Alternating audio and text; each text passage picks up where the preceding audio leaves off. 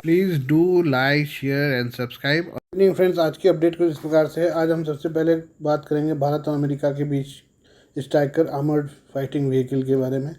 भारत और अमेरिका के बीच striker armoured fighting vehicle के संयुक्त उत्पादन को लेकर बातचीत अंतिम चरण में है। समझौते के बाद इस आर्मर्ड व्हीकल का उत्पादन भारत में किया जा सकेगा। अमेरिका ने भी हाल ही में 8 पहियों वाले स्ट्राइकर की गतिशीलता और मारक क्षमता का प्रदर्शन करने की पेशकश भी की है। हालांकि अगर स्ट्राइकर को प्रोडक्शन को अंतिम रूप दिया जाता है तो उसे भारतीय इलाकों के लिए अनुकूलित और तकनीकी रूप से कॉन्फ़िगर करना होगा, जिसमें पूर्वी लद्दाख और सिक्किम जैसे ऊंचाई वाले क्षेत्रों में संचालन भी शामिल है। स्ट्राइकर कॉम्बैट व्हीकल 8 पहियों वाला एक बख्तरबंद वाहन है। इसका इस्तेमाल युद्ध क्षेत्र में पैदल सैनिकों को पहुंचाने और घायल सैनिकों को निकालने के लिए किया जाता है। एक स्ट्राइकर आर्मर्ड व्हीकल की लागत 2012 में $4.9 मिलियन थी, जो वर्तमान में इसकी लगभग दोगुनी हो सकती है।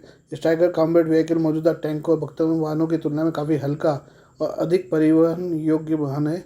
यह मौका मिलने पर दुश्मनों पर हमला भी कर सकता है, खुद को दुश्मनों की गोलाबारी से बचा भी सकता है। जनरल डायनेमिक्स लैंड सिस्टम ने अब तक स्ट्राइकर कॉम्बैट व्हीकल के 4,900 यूनिट का निर्माण किया है। इनमें से अधिकतर को अमेरिकी सेना को सौंपा जा चुका है। स्ट्राइकर कॉम्बैट व्हीकल में कैटरपिलर C7 इंजन लगा रहता है, जो 350 HP का पावर प्रोड्यूस करता है। इसे 2 लोगों का क्रू ऑपरेट कर सकता है। स्ट्राइकर आर्मर्ड व्हीकल को ट्रांसपोर्ट विमान के जरिए आसानी से युद्ध क्षेत्र में पहुंचाया जा सकता है, जिसे वर्तमान में से अमेरिकी सेना ऑपरेट कर रही है। स्ट्राइकर आर्मर्ड व्हीकल के मुख्य हथियारों में .50 कैलिबर की M2 मशीन गन या 40 mm का MK19 ग्रेनेड लॉन्चर शामिल है, जो एक प्रोटेक्टर रिमोट हथियार स्टेशन से कनेक्टेड रहता है। स्ट्राइकर को 4 व्हील ड्राइव और ऑल व्हील ड्राइव में बदला जा सकता है। इससे यह पहाड़ी, मैदानी, दलदली, रेतीली समेत सभी तरह की भूमि पर आसानी से चल सकता है। स्ट्राइकर आर्मर्ड व्हीकल कनाडा की LAV-3 आर्मर्ड व्हीकल का एक प्रकार है। स्ट्राइकर व्हीकल का उत्पादन जनरल डायनेमिक्स लैंड सिस्टम करता है। इसकी ऑपरेशन रेंज 500 किलोमीटर तक है। स्ट्राइकर कॉम्बैट व्हीकल 97 किलोमीटर प्रति घंटे की टॉप स्पीड से दौड़ सकता है। स्ट्राइकर कॉम्बैट व्हीकल में 2 क्रू मेंबर के साथ 9 सैनिकों को युद्ध क्षेत्र में पहुंचाया जा सकता है। स्ट्राइकर की लंबाई 22.10 फीट और चौड़ाई 8.11 फीट होती है। इसकी ऊंचाई 8.8 फीट होती है। आइए हम बात करते हैं अमेरिकी सांसद नैन्सी पेलोसी के हिमाचल दौरे की। अमेरिकी संसद की पूर्व speaker Nancy Pelosi Himachal Pradesh पहुंची हैं, जहां से वह तिब्बती धर्मगुरु दलाई लामा से मिलने के लिए धर्मशाला पहुंच रही हैं। इस मुलाकात को अमेरिका से लेकर भारत सरकार की नज़रें हैं। इस बीच नैन्सी पेलोसी और दलाई लामा की मुलाकात को लेकर चीन बुरी तरह से भड़क उठा है। चीन के विदेश मंत्रालय ने कहा कि वो अमेरिकी सांसदों को और 14वें दलाई लामा के बीच मुलाकात को लेकर चिंतित है। चीन ने अमेरिका से कहा है कि वो दलाई लामा के चीन विरोधी व्यवहार को समझे और तिब्बत को लेकर अपनी प्रतिबद्धताओं का पालन करे। चीन ने अमेरिका से यह भी कहा कि वो दलाई लामा के साथ किसी भी तरह का संपर्क करने से बचे और बाहरी दुनिया को गलत संदेश भेजने से परहेज करे। चीन का यह बयान ऐसे समय पर आया है जब नैन्सी पेलोसी समेत 6 सदस्य अमेरिकी प्रतिनिधिमंडल में भारत आया है और दलाई लामा से मिलने जा रहा है। पेलोसी ने हिमाचल प्रदेश पहुंचने के बाद कहा, मैं आकर अत्यंत रोमांचक महसूस कर रही हूँ। यह वही नैन्सी पेलोसी है जिनके संसद के स्पीकर रहने के दौरान ताइवान जाने पर चीन भयंकर गुस्सा हो गया था और ताइवान को घेर लिया था। नैन्सी पेलोसी के साथ विदेश मामलों की समिति के अध्यक्ष माइकल मैककॉल, संसद की विदेश मामलों की समिति के वरिष्ठ सदस्य ग्रेगोरी W. मिक्स भी मौजूद हैं।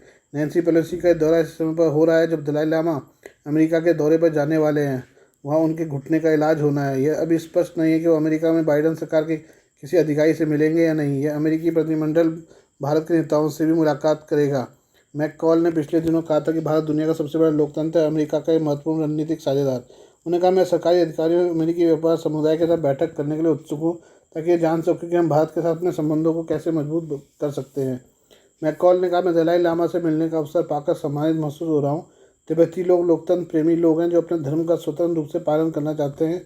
इस यात्रा से अमेरिकी कांग्रेस में तिब्बत के भविष्य के बारे में अपनी राय रखने के लिए मदद मिलेगी। हम चीन के बारे में बात करें। चीन ने इटली में हुए G7 शिखर सम्मेलन की आलोचना की है।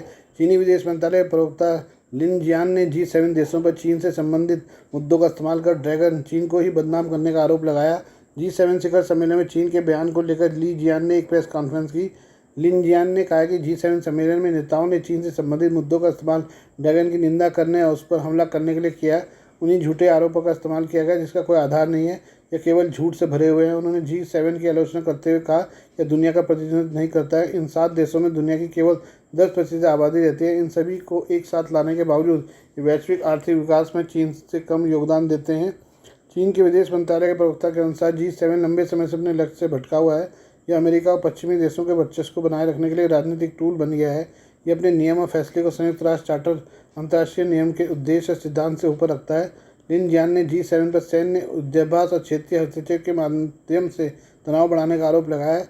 विशेष ग्रुप बनाकर विभिन्न गुटों को भड़काता है। उन्होंने आगे कहा कि इस तरह का कार्रवाइयाँ अंतर्राष्ट्रीय व्यवस्था को कमजोर करती हैं।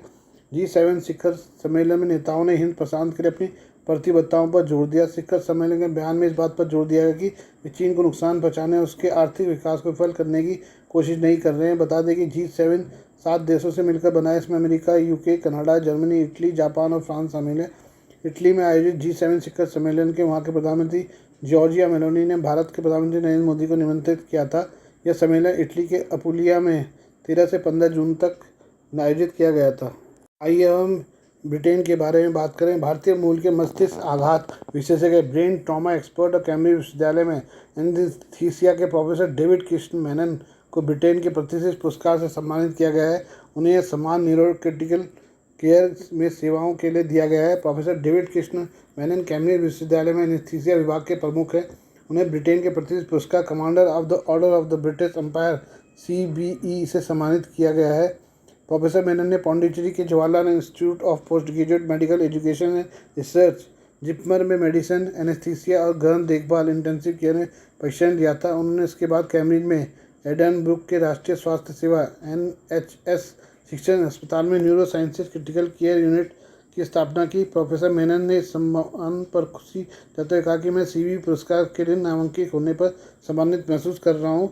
उन सभी की तरफ से इस सम्मान को स्वीकार करता हूँ जिन्होंने मेरे साथ काम किया है।